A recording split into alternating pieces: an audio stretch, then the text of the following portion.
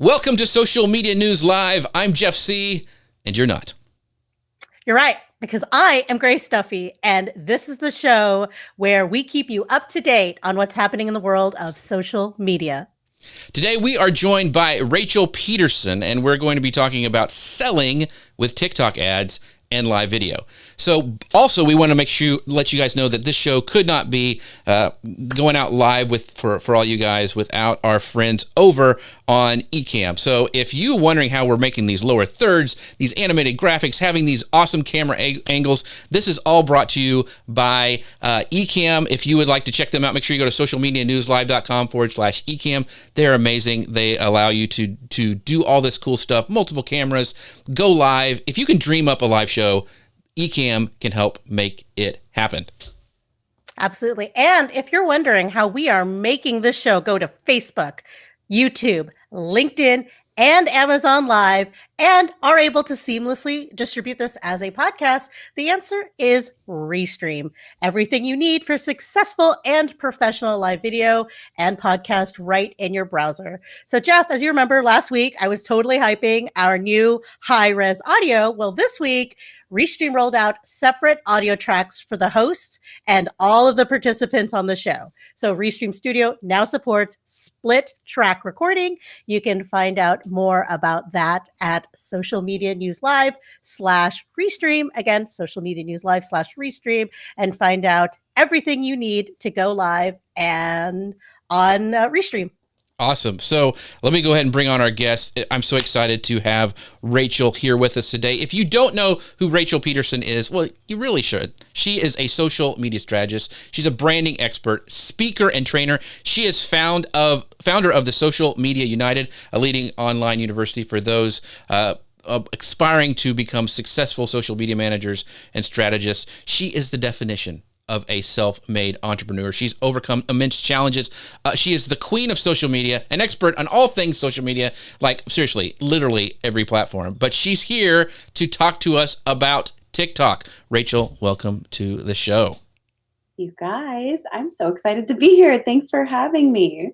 Yeah, so I want to start, Grace found this thing, and I want to start this off the show by sharing this little overlay. So Grace, talk to us a little bit about this, because you were the one who found this, and so I think it's really, really cool. Oh, it's Rachel's tweet from August 25th, 2019. And she wrote, "I officially love TikTok. Yes, I am over 30, 3 kids at the Mrs. Peterson on TikTok." And that was the tweet. That was the tweet. Oh, there it is right here. There it is. I think it's so fun. You know, I love it. So that is pinned to the top. God. Yes. Very, very cool. So, Grace, let us talk about this first section, because we're going to be diving all about TikTok, how to sell on it. Rachel is that TikTok expert. So take us away with this first news item that you have for us. Well, I wanted to ask Rachel, actually, before we dive in. Oh, yeah.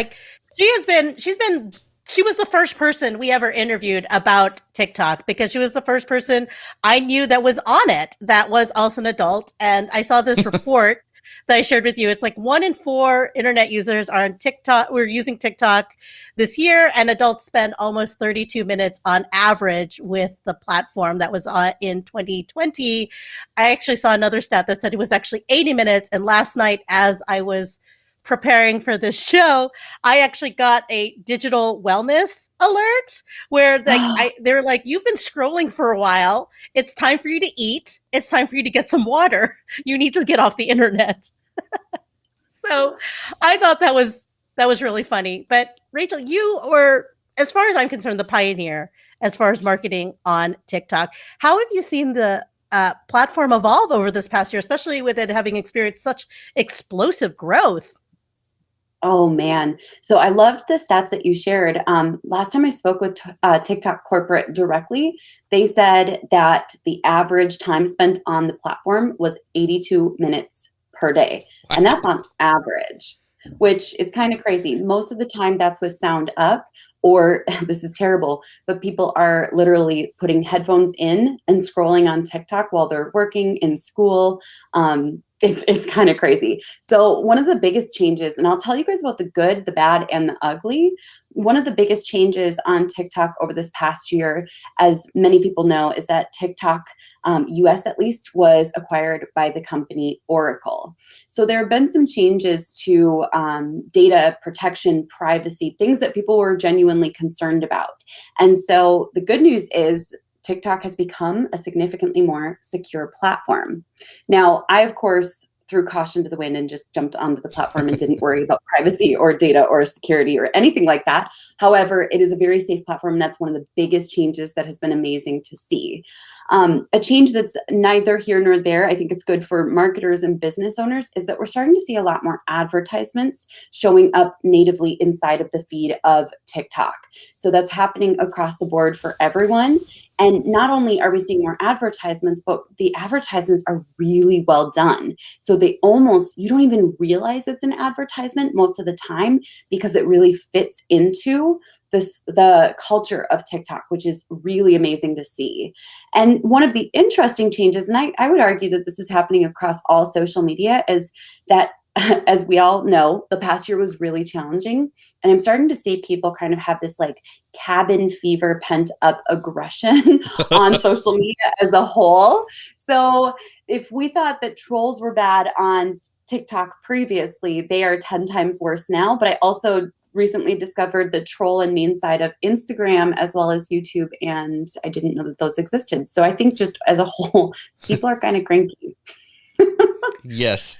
We're not cranky here on the show. We're going to be really on our best behavior. But let's dive into this, like the first section about these products, Grace, because I think this is really interesting. We're talking all about selling on TikTok today, and this is really kind of exciting, especially if you're like Rachel and you've been on the platform before. We do have a comment from Michelle Lawrence, says adults on TikTok, hashtag adults on TikTok. So there are adults on TikTok. So we want to make that very, very clear. But Grace, talk about this first news section. Yes. So we are TikTok talking about, see what I did there? Advertising. So you mentioned advertising.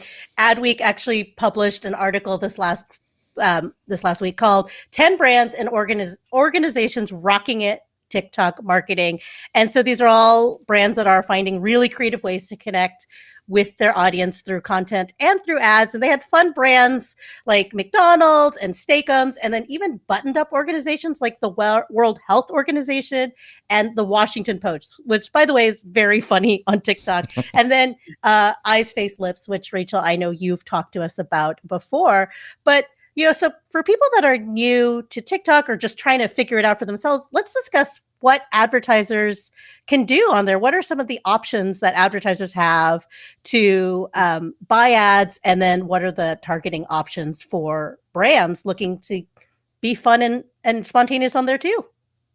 I love that so much. And one of the things I saw actually recently from TikTok is that they were explaining that when a brand isn't just focused on selling, but instead creates a focus around creative content that reaches people, inspires people, makes people take action, engage, actually watch. Their goal is that the experience of being sold to feels like an interactive piece of content. Mm-hmm. And so they said, we're not against people selling organically. We are not against small business, but you just have to fit into the culture of TikTok by creating creative ways of selling.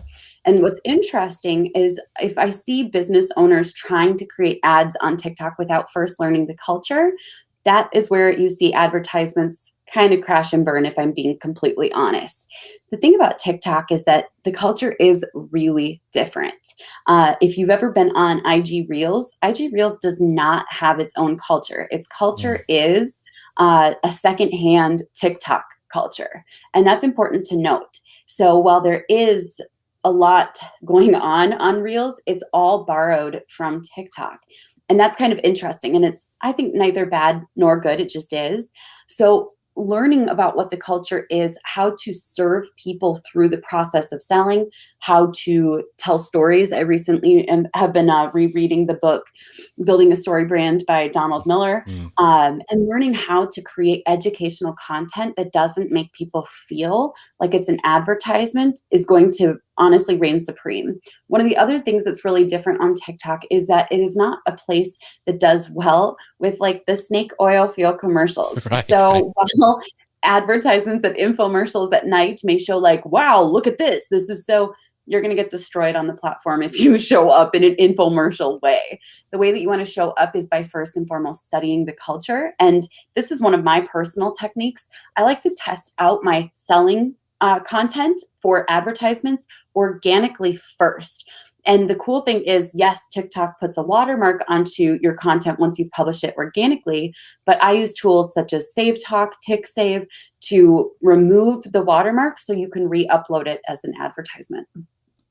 Awesome. Those are great. Those are some great strategies. And yeah, StoryBrand, we've had some people in the comments, that is a game changer. A lot of people have used that, and it is one of those that you can reread. So I have that on my Kindle list as well to read. So let's talk a little bit about these, hashtag challenges, which are really unique for TikTok. I mean, that's the only place that I really have seen them even come close to working. So can you describe a little bit about how hashtag challenges work for brand campaigns? Can maybe offer some examples of what to look like, what should look like for people who aren't like familiar with this type of content? Yes. So to break this down, there are basically two different types of advertisements on TikTok. The first is called managed campaigns.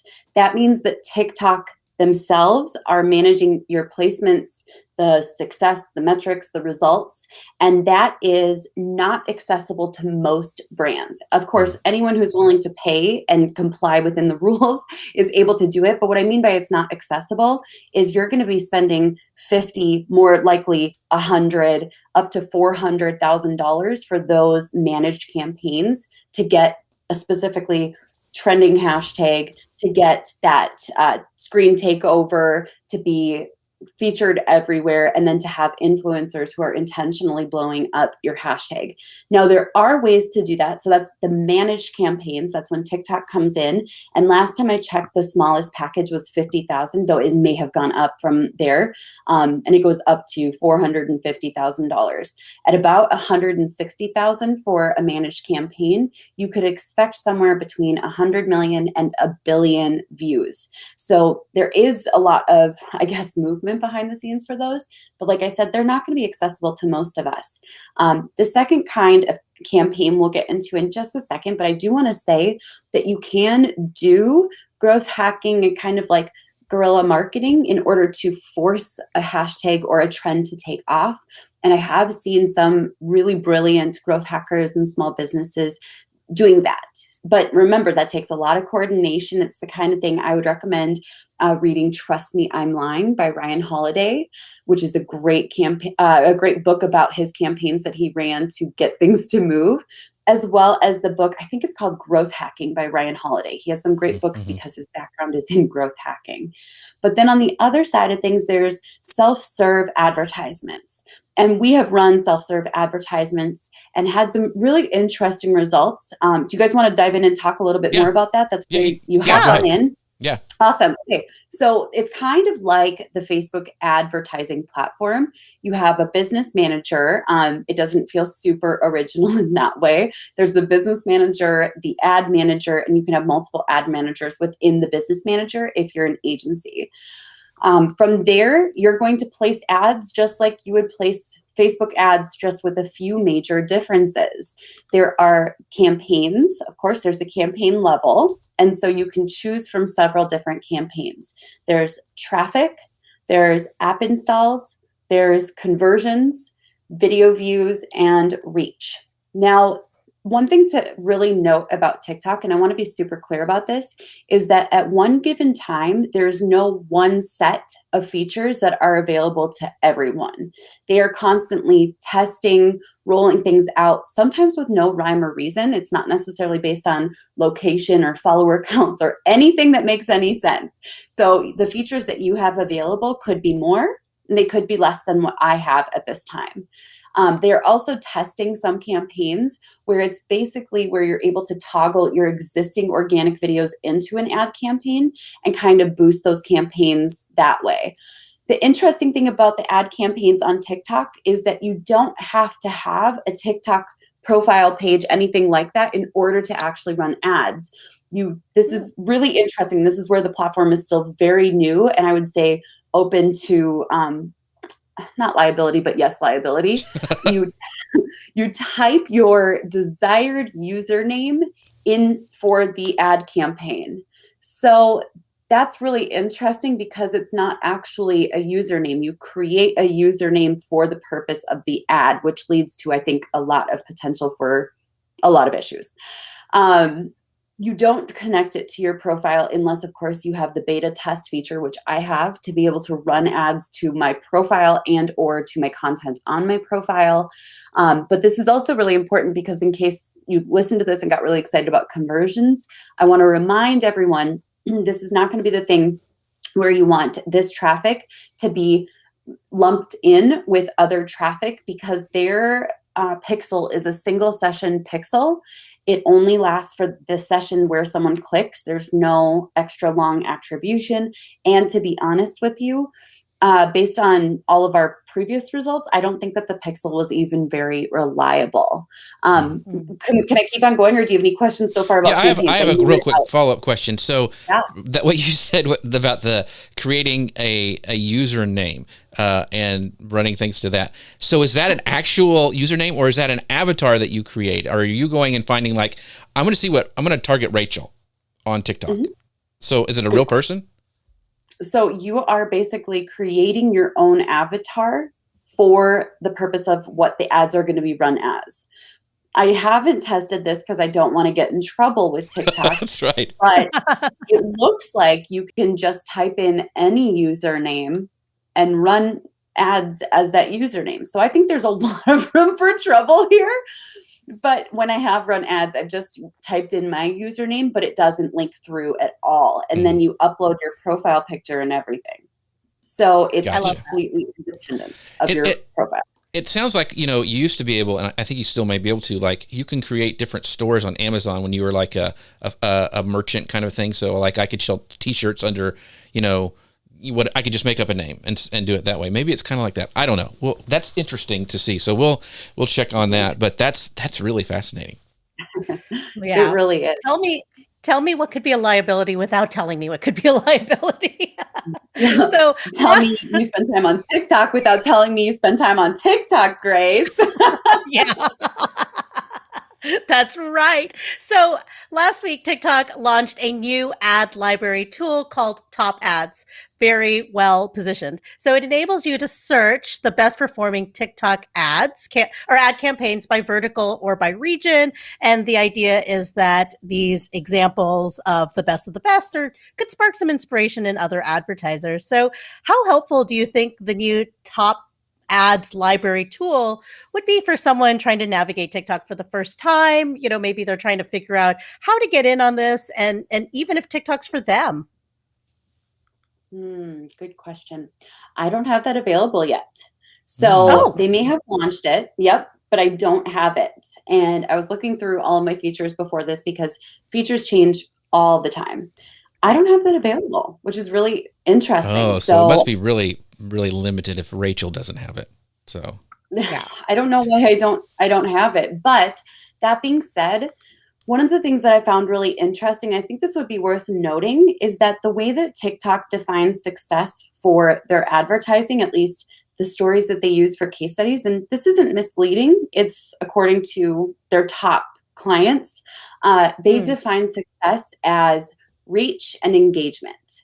And that's really important to note, because if you're a smaller business and you're shooting to increase traffic, conversion, sales, revenue, and, oh my goodness, profit, you may not be interested in how many people a campaign reaches. So for example, the ELF campaign, Eyes, Lips, Face, which was one of their historic campaigns, it reached 2 billion people, or rather 2 billion views / impressions.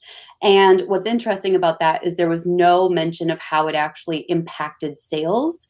And so I don't know that I would take notes from their opinions of what the best performing ads were without getting more clarity into how much traffic did this ad create, how many conversions did this ad create, did this ad generate leads, etc. Gotcha. That's a good insight. That's a good Mhm. insight. Yeah, so I wanted to one of the things, and we're going off the screenshots because I don't have this either, but it looks like this dashboard shows separate tabs for top ads, popular trends, and a showcase. So, and you mentioned, and I just want to clarify. You said I wanted to think about how can we kind of make sense for building our own TikTok strategies, but you said we really. Those are some great examples, but we really need to look at what was it? Reach and engagement. Were those the two things that you said we needed to focus on? That's really what TikTok focuses Okay. on as Okay. a success metric. Yep. But I like to look at the same numbers that I would look at Facebook for, or YouTube ads, Mm, or Google ads. We're going to look at the things that move the bottom line ultimately, because running ads for branding is really going to be limited to certain audiences, as you know, such as Fortune 500, maybe Fortune 5000, venture capital backed businesses. So I'm going to be looking at how much traffic did this create or produce or support with, how many leads were generated, how many conversions were created, and ultimately how much revenue and or profit was generated gotcha. from this advertisement. Mhm. Gotcha. Thanks for clarifying that. I think that was really important, so I wanted to circle back on that. So we do have a great question from Phil H over on YouTube, and he goes, "Do you see a place for middle-aged tech influencer that live streams on TikTok for monetizing?" I love this question. One of my favorite games is kind of the path to monetization. And I truly believe that there's a path to monetization in absolutely everything. Um, if you can come up with an idea for how you might approach sponsorships and or advertisements, maybe pay per placement, pay for product placement, things like that, I could see it happening. If your goal is to sell tech setups, maybe you're going to be showcasing tech setups with a link in your bio all about the affiliate links, or maybe it's going to be linked to your Amazon store.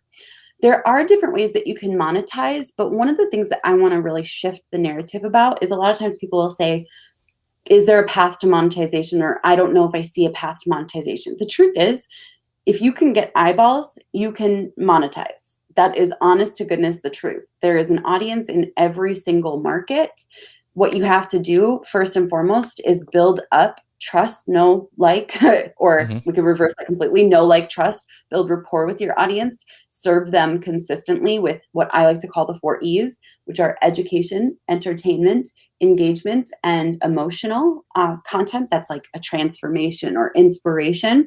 And with that, those 4 E's, I truly believe that anyone can monetize attention.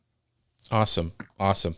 That was a great answer. Thanks, Phil, for asking that question. We appreciate it. So we're going to move on to our next segment, and this is all about TikTok is now said there is now providing new business tips and resource guides. So we're looking kind of beyond the paid media now and talking about our general presence on TikTok, with content that hopefully, what Rachel was saying, engages and entertains. But earlier in March, TikTok launched a new platform offering a range of business tips and guides to help brands make the most of the platform. So this is really focused on brands. So you can find this at getstarted.tiktok.com.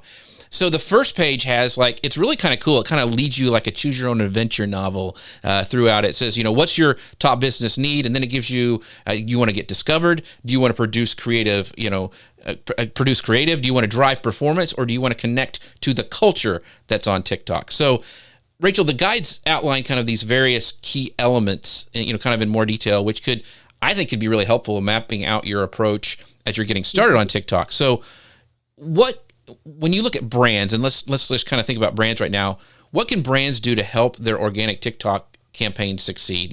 Where should they focus on their efforts? Because brands, a lot of times, I think, if we talk about entertainment's really important on TikTok, and they go and a lot of them fall flat because they're used to, like you said, those infomercials like Ronco, set it and forget it kind of a thing, and that's not what's really working on TikTok. So what should brands really, really do? First and foremost, I want to say that I love that TikTok is providing resources. That to me says, ooh, there's going to be some longevity here for business owners. They're wanting to bring business owners onto this platform. They're wanting to support us in creating content, in ultimately being seen, which I think is just really powerful. I have a different approach towards how I handle brands and businesses on social media. And the first thing, this is true on every single platform. Abraham Lincoln said, if I had to cut down a tree, I think it was Abraham Lincoln, if I had to cut down a tree and I had 6 hours, I would take 4 hours to sharpen my axe. And I would say the same thing is true for creating content. If I had 6 weeks to make content, generate profit, generate results, go viral, build a following, I would spend 4 weeks researching. And so many people think, and I'll be honest, I was totally a part of this group. They think, I create content all the time. I'm going to put content on TikTok. And they create the content. It falls flat. I experienced this very intensely just about 2 years ago. I thought I was a surefire viral sensation. And the market humbly reminded me that I had not done my research. And so one of the best things I think you can do is to find other brands, influencers, people who connect with the audiences you want to connect with. That could be your competition, and go and research the heck out of their content. Not all content, just their content that has gotten the most eyeballs, the most engagement, has maybe gone viral. And start taking notes. I will literally take pages and pages of notes of the patterns that I see intentionally, so that way I can increase my chances of then creating content that performs similarly. Awesome. So let's switch our focus to influencer marketing. And you kind of touched on this for just a minute before. And it is absolutely huge on TikTok. In fact, Forbes put together the study where they were comparing Instagram Reels and TikTok came out as the clear winner. They marked it the queen of influencer and celebrity culture. They said that Instagram, I think because there's the same culture that's on Instagram, it seems better suited for brand content, but TikTok was really great for influencers. So, we think brands need to think strategically as far as how they approach influencer marketing, particularly on TikTok. How do you think brands should be approaching influencer marketing on TikTok? Ooh, so a lot of times people will shoot for working with the biggest influencers on TikTok, and then they're appalled when the price tags are 6 or 7 figures. One of the best things I think you can do is to connect with influencers who have several things in place. Number one, you have to be able to see their media kit and see what their results are. You can at times ask for an inside look at their stats. That's not going to guarantee that, of course, it's going to all work. But then here's another thing as well. Make sure that they have had a history of promoting brands that are in a similar space. For example, and this is just my own experience, but I've seen this happen many times. Sometimes lifestyle brands will approach me and they want to sponsor me for, I don't know, let's say leggings or something. And I'm flattered. Thank you so much. But that's not where my content performs. My content performs when I'm talking about tools or businesses or software. That's where I'm going to have the greatest result. For example, like Jeff, I'm sure a lot of companies would love to sponsor your beard, right? I actually had Braun, but it was a shaver, and I'm like, that's kind of the opposite of what I do. So that wouldn't make as much sense. I'm all for leggings, though. I mean, like, let me know. I bet it would take off. Yeah. So it's really important to look and see, is there a history of this person promoting those types of brands or similar brands, not competitors, but people who are in an adjacent space to you?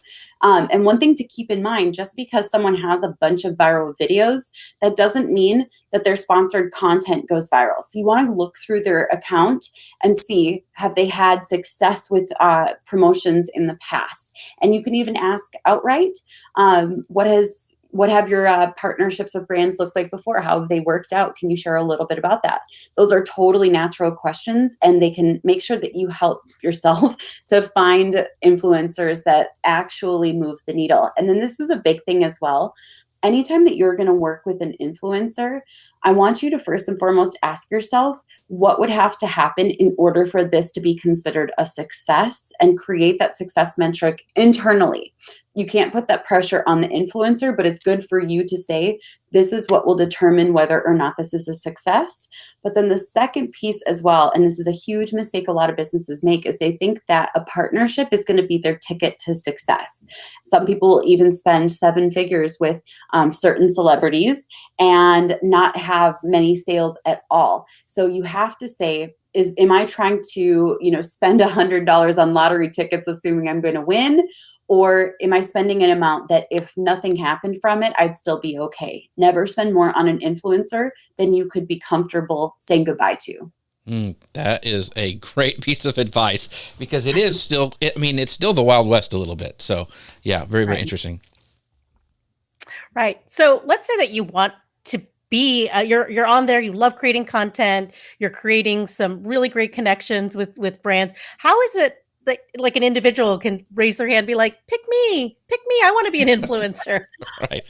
I love that. There's several different ways. Our path, I'll share what our path has been, and I'll share the other paths that I've seen other people take.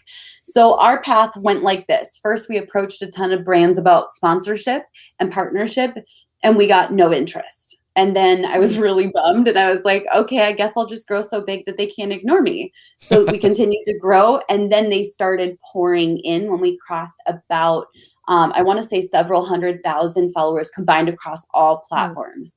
So that was kind of what my journey looked like. Today, I have a talent manager, and they negotiate 5 and 6 figure deals. And that's kind of powerful. So I work a lot less with smaller brands, but I kind of feel like I skipped that step because I got impatient and didn't like court them. Right. And so that's on me. But I've seen other people who have smaller platforms, but smaller platforms are really powerful still. So keep that in mind. I'm not saying a smaller platform is a bad thing in any way. Sometimes there's a lot of influence in smaller platforms.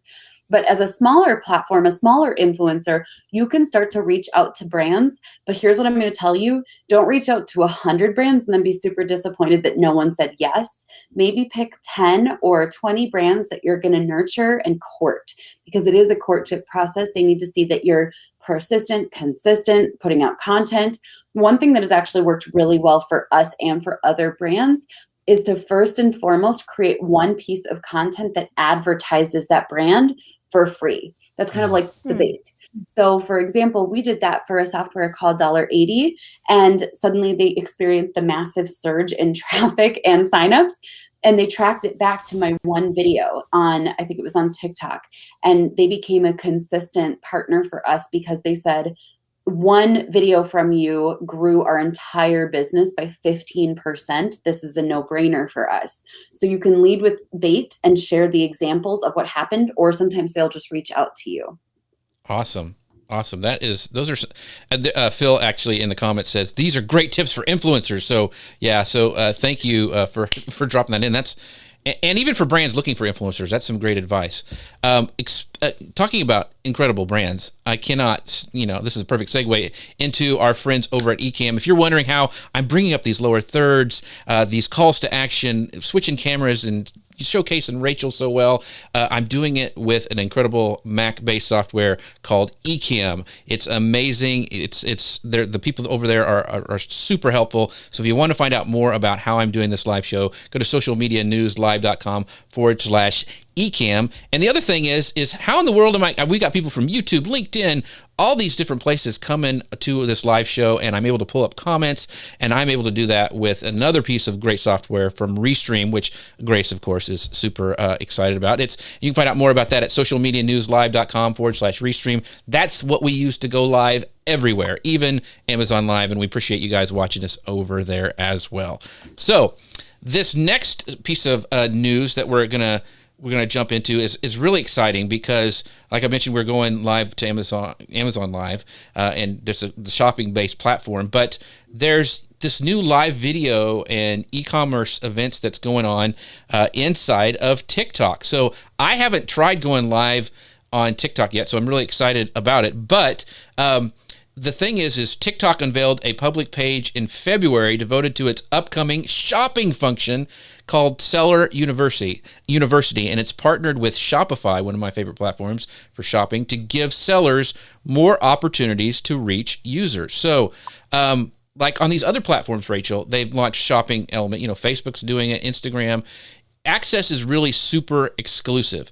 Is it the same way on TikTok? Who can sell, and is there anybody who can't? What are the hoops we have to jump through? I'd love to know. Really good question. Once again, I don't have access. And I'll be honest with you, Come on, I TikTok. haven't.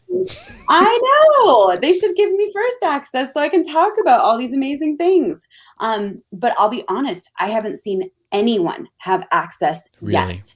More often than not, at least this is what I've seen with TikTok's approach. They will say that there's a new feature and then they will test a tiny group of people. For example, they were testing 3-minute videos and there was a lot of hubbub about it. Like everyone was Hmm. talking about it, but I think they chose like 100 people to do it. So there were tiny, tiny, tiny beta testing audiences. And so to this day, I haven't seen anyone have this feature. My guess is that they're probably going to reach out to their biggest creators for this or their biggest their clients, to be Okay. honest. So for example, if Home Shopping Network or QVC wants to have one of those lives going, I'm sure that they will open up those channels, but I haven't seen a single one of those yet since it's been promised. Gotcha. So there is a question that kind of on the same line, but I think it's Tadzer. I think that's how you pronounce the name. She goes, "Hi Rachel, I have a Spanish TikTok account and I make videos about relationships advices. What would be a good product to promote to the Spanish market it is so hard to sell to?" That's an interesting Ooh, I love question. this so much. So one of the biggest things, and you probably know this, I I'm a part of the world of Spanish marketing in a different way, which is kind of interesting. I've learned a lot about what levers to pull when it comes to selling to a Spanish speaking market. My husband is Spanish speaking. I am very conversational, if not fluent in Spanish. And one of the biggest things is you have to say, what are the big pain points of the people that follow me? And a great way to do this is to look for the questions that they're asking and make sure that in no way are the sales pages, the sales messaging, the emails, in no way do they feel like a sales pitch, if that makes sense. Hmm. They have to feel like they're congruent to the Spanish market. And so one thing with the Spanish market, for example, is they may want passion, right? Like they want passion in their marriage. And so talking more about passion and less about counseling. Counseling is a very like westernized concept. Hmm. So instead of talking about relationship advice, which once again sounds very westernized, it sounds actually very Midwest, if I'm being honest. I'm very Midwest. I would start talking about how to spice up your love life and how to turn your man into the man of your dreams and how to be the best wife you can. Like lead with passion there. That's going to Hmm. be a big difference. And honestly, serve them instead of trying to sell to them and then just offer up the sales solution. Down the road, I would first and foremost get people onto your email list and nurture them through those emails that discuss exactly what they need. And that's going to be a big difference. The Spanish speaking market does not react to the same things that the US market reacts to. So that's a great question. Awesome. So I think that from what I got that too is you need to test and see. But I loved how even your voice changed when you started talking about that. You went into the passion and spice. Yes. Yeah. So very, very cool. Thank you for that question as well from our audience. So Grace, there's some other stuff too about live, which I, of course, am very excited about.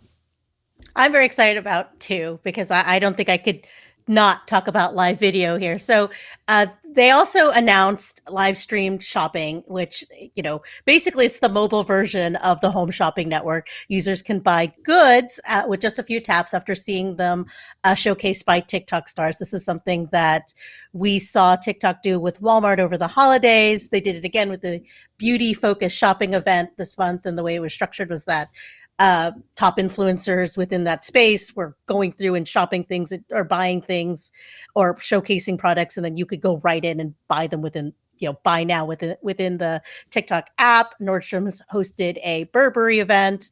So let's talk about live video on TikTok first of all, before we get into the shopping piece. Are there any limits on who can go live on TikTok? Because as I was looking at the app last night, I saw a lot of personalities and I saw a lot of publications. Not a lot of just like individuals that are just on there. I mean, like when I say personalities, I'm talking about like the top people are on there. So are there any limitations on who can go live on TikTok?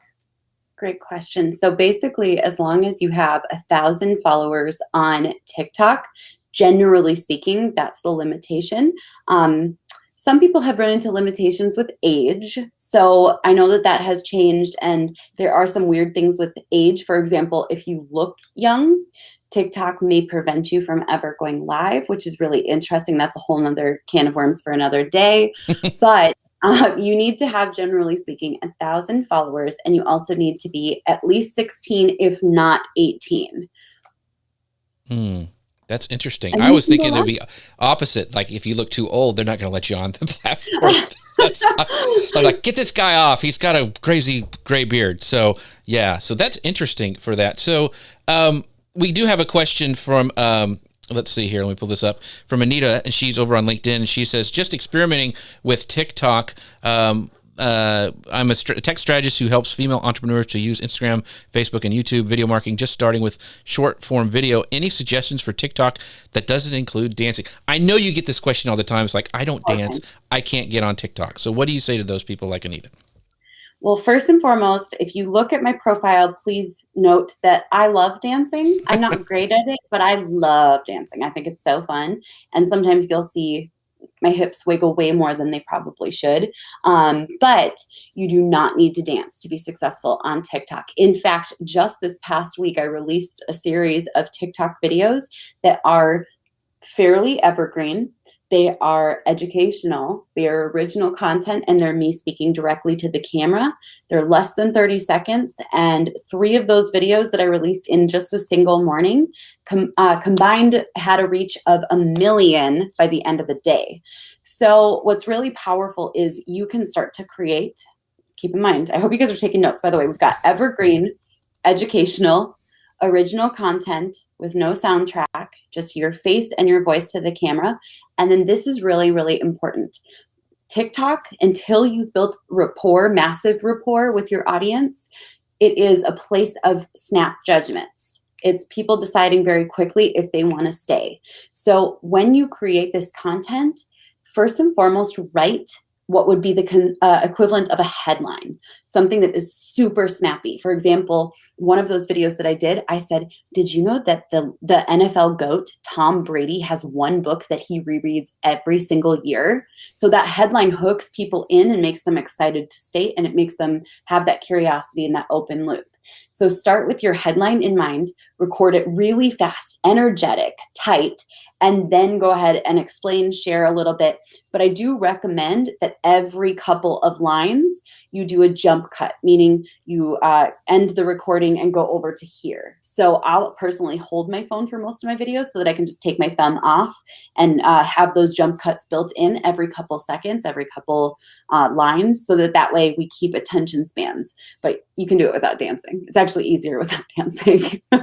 There is hope for me yet on TikTok. Thanks, Anita, for that great question, by the way, because I have that too, and Rachel's been trying to get me on it every time she gets on this show. So anyway, I have to try. That's good advice, Rachel, because as I'm watching and I'm consuming it a lot, I also get kind of impatient with the videos that have a slow start, and you're just kind of like, okay, I end up being more interested in the things that are like, hey, did you know? And then follow through. So I love that. I love that. So going back to selling, right? So we talked about live video. Let's talk about live video selling. So I mentioned Walmart and Burberry having these big selling events. Do you know if there's any small to medium businesses or entrepreneurs that are rocking TikTok live video selling? Or is this something that is just being tested with the bigger major brands right now? It is definitely being tested with the bigger major brands. I haven't seen any small sellers have it, but that doesn't mean that there aren't some people who have it. That being said, there have been some really interesting things when people have tried to use their live streams as the home shopping network or as QVC, and people have brought products on the screen and allowed people to buy. And a lot of those people have had their accounts shut down, their live streams banned. they don't necessarily see the correlation, but every time that I see someone selling on a live without having that live selling feature and that capability, that permission, I notice that either their live streams their live stream capabilities get banned, or else their entire profile gets shut down. And so I'm not going to say it's correlation or causation, but I don't think that TikTok is rolling that out to people yet. Gotcha. That's good to know. There's a couple questions. Since I haven't played much with TikTok Live, is it just you broadcasting? Can you have guests on? And is it just through your phone? Those are the kind of the questions I have. Ooh, I love these questions. So it is through your phone. Of course, some people have used, I think you can actually use Ecamm Live. Don't hold me to that. Either Ecamm Live or Streams. I would say check those out. Or what was the one? Streams, right? Restream.io. Yeah, Restream. Yeah. Test both of those to see if either one of them will stream to a TikTok Live, because I have seen people sharing their screen. So when I asked about it, they said that they were using a third-party tool, which could or could not get you in trouble, but it's worth looking into because sometimes it can be fun to learn and test and try. Just don't do it on a big profile with a big following, just in case. Right. Always be careful with that third party unless they say like this is approved by TikTok, and then TikTok explicitly says it's okay in their terms and conditions.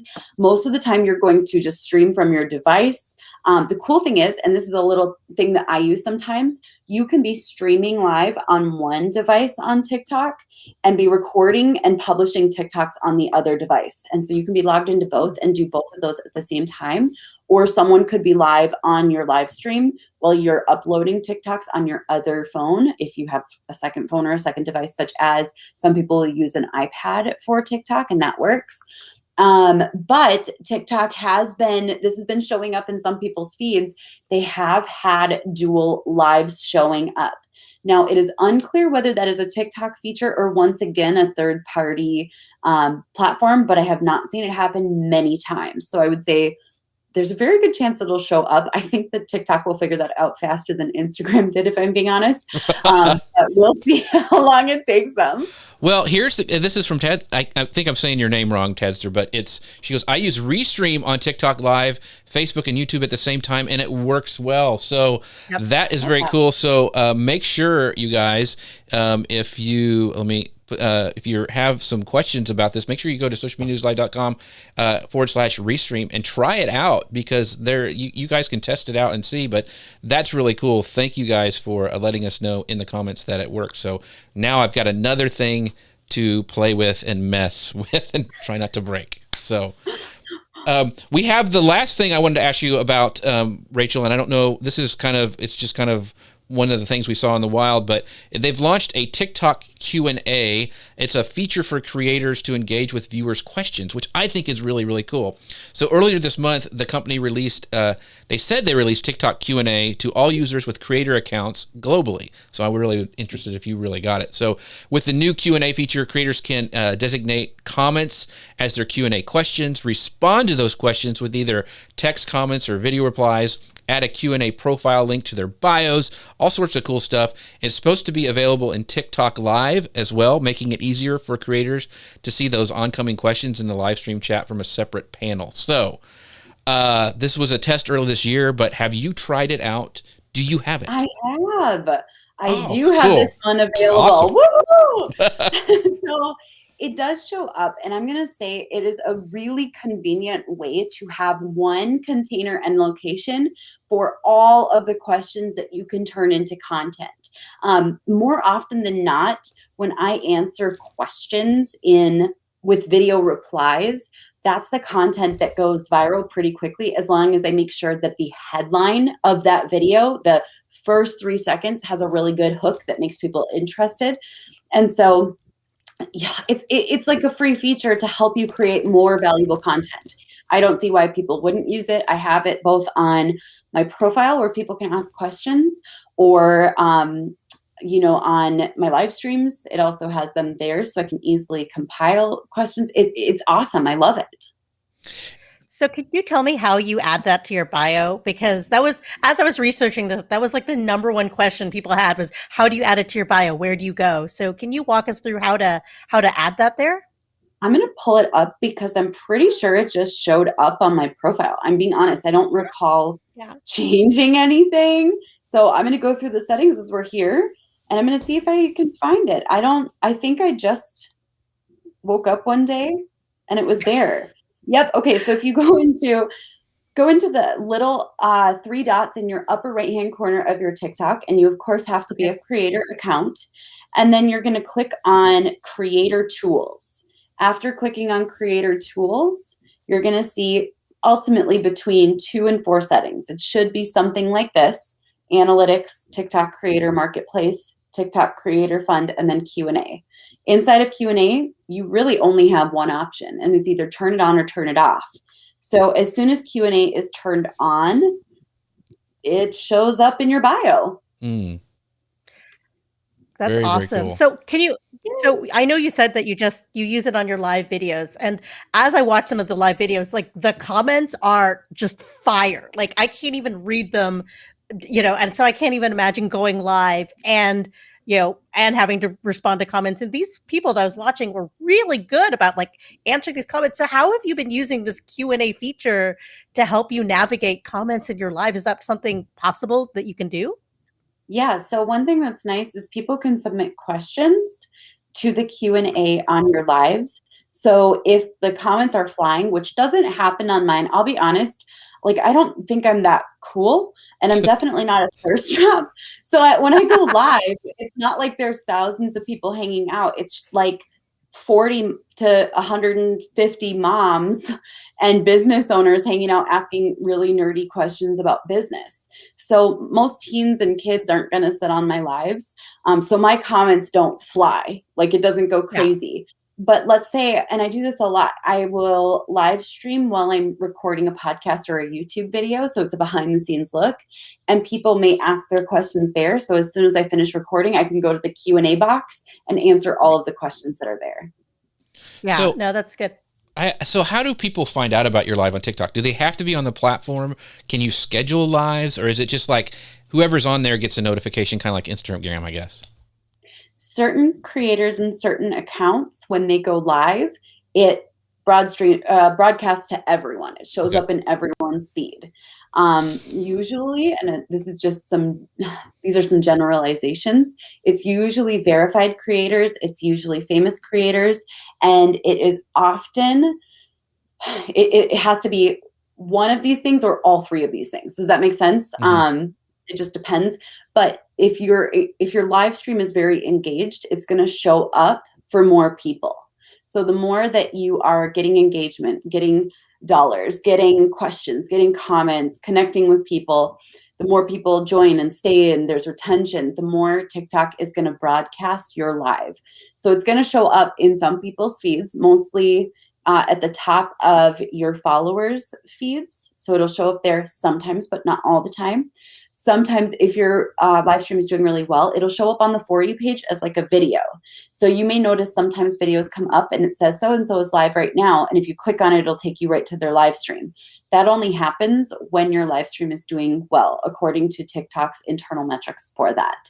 Some people have specific times that they go live. You can't schedule them with like an event. Some people will do a video, a TikTok that says, hey guys, I'm going live at this and this time. Be sure to join, mark your calendars. And then they'll just delete that live or that video once they've gone live. So there's a lot of different ways you can do it. I personally don't worry too much about it, if that makes sense. But Right. I think if you have a consistent show, that would be a great way to show one more angle behind the scenes, and you could put it in your bio. I go live this and this time, every week, or you could put it in the link in your bio on your milkshake or your link tree or whatever. Awesome. Those are great advice. Like I said, I need to go play with it because I'm a big live video junkie. So I think that would be cool. I'd love to see how you do your behind the scenes too. So that sounds fun. So if people wanted to find out, like when you go live, is it in your bio? Do you put it in there? Like you just kind of go? I am super sporadic and I go live as long as I'm recording. So it's always called either behind the scenes or behind the screens, or each morning I'll do one when I do my makeup, and it's called Good Morning Gorgeous. And I'm just doing my makeup and just talking and listening to copyright-free ambient music. It's so nerdy, but it's like really fun. And so that's where I get to nurture my audience, connect with people, because I don't necessarily have hours to go live throughout the day, if that makes sense. But when you're multitasking, for example, I think you guys would crush it with a behind the scenes show. I think, you would absolutely crush it. So that's a great way to keep things going without feeling like it's just another thing to add. Wow, that's really true. that's really interesting. So, as we wrap up this show, because we've talked about ads, we've talked about going live, we've talked about this Q&A things, which is really, really cool. One of the things that I feel like the entire is about the whole thing that you keep going back to is there's a lot of organic. You're showing up, you're being real. The question I have as we kind of wrap the show up is, do you think this is? I mean, Instagram Reels is one of the reasons why, but do you think, especially ads, the more organic these ads are, do you think this is a trend that is going to happen across all the platforms? Because, now there's YouTube Shorts, and I'm sure there'll be an ad format that'll hit that later on. But do you think more and more of these ads are going to be this organic kind of entertainment? Oh my gosh, I didn't realize I was watching an ad kind of thing throughout all the platforms that kind of TikTok is kind of kicked off? I think it should be happening. I will say that one of the things that I think TikTok and YouTube have really figured out, and now Instagram, I feel like, is starting to really figure this out, and Facebook is starting to go back to some old algorithms. Mm-hmm. The more quality content that's entertaining, and the more that they push out organic content and reward creators for creating organically, the more success you will see with advertisements that fit into that culture. So I see TikTok doing that well. They're pushing out creators' content to have more eyeballs, longer retention, which is why over the course of 1 year, their time spent on the platform went up from 51 minutes to 82 minutes. So they're increasing their retention, getting more of that time. YouTube is doing the same thing. I think rewarding creators for having really engaging, exciting content by letting more people see it is going to be big. And then ultimately pushing out ads that have a good user experience with high engagement is going to also be a big part of the future of advertising. Awesome. That is Rachel Peterson, everybody. She is amazing. That's why she's the queen of social media. She is our go-to person on TikTok. But Rachel, I want to have this final time to tell people what you're doing, where to find you, what they can get, because I'm sure you impressed everybody, and they, you had teased that you've got some stuff coming out, and I'm sure everybody will want to know where to find that. So let us know. Oh, so this is super interesting, but can I be super nerdy here for a second and let everyone know I have a free book club and I'm obsessed with it. So my free book club, we have 4,400 people who read nonfiction books together, and that's just a total open invite. There's no advertisement. We actually don't even make any money from it. We buy 10 people in the book club every month free books, a copy of the book. Mm-hmm. So that's just a free book club that's available on Facebook. If you want to find it, go to my Instagram or my TikTok, and it's one of the links in my bio there. But I'm at the Mrs. Peterson on all social media, and we do have a book in development. I have 50,000 words written, and it's so close to being done. Awesome. That is so cool. Thank you so much for spending time and just dropping, like Mitch says here, thanks for all the value bombs, Rachel and company. And Lisa says, she loves the makeup lives that Rachel does. So a lot of fans here. Thank you so much for being here today. I want to do a shout out to our sponsors one more time. That make sure you go, and people have already asked, even on Amazon Live, how are we doing all these animation stuff? We're using Ecamm, so go to socialmedianews.com/Ecamm, and we're going everywhere like to Amazon Live with an incredible service from Restream. So that's at socialmedianewslive.com/Restream. And Grace, where can we find out about you? Because you're awesome. We all want to follow the Grace Duffy. Well, funny is I actually work for Restream. I'm the virtual events manager. So you can find me at Restream. We have a YouTube channel, Facebook page, and on LinkedIn. I have been trying to up my LinkedIn game all the way. So you can connect with me there if you're interested. And I'm on TikTok as an observer. I don't actually post on there because I too don't dance.